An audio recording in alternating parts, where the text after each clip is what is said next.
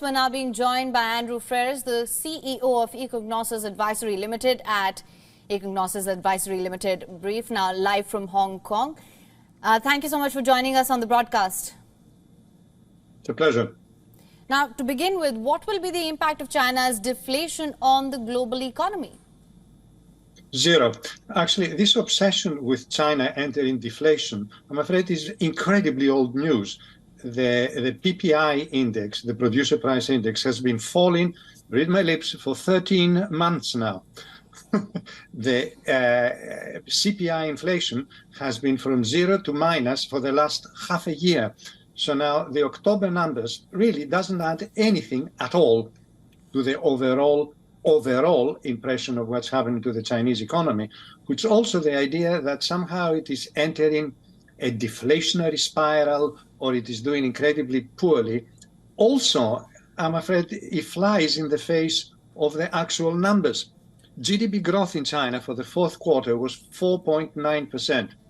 The IMF increased its expectations for GDP during the year 23 to about 5.4%. God, if an economy is growing at 5% and it has zero inflation, my God, the Americans must be looking at it with great degree of envy.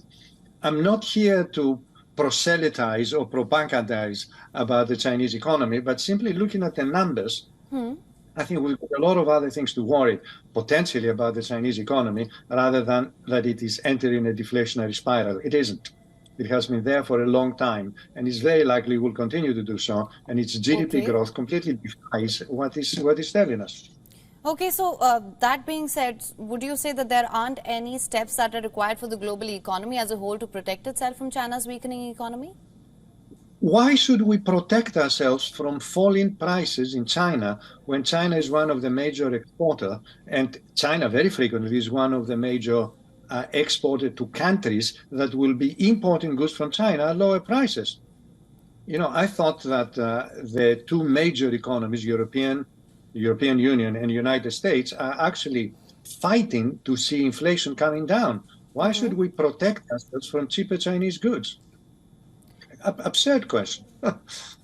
All right. So that being said, from what I'm understanding, you're saying that there would be no fallout of this for the global economy.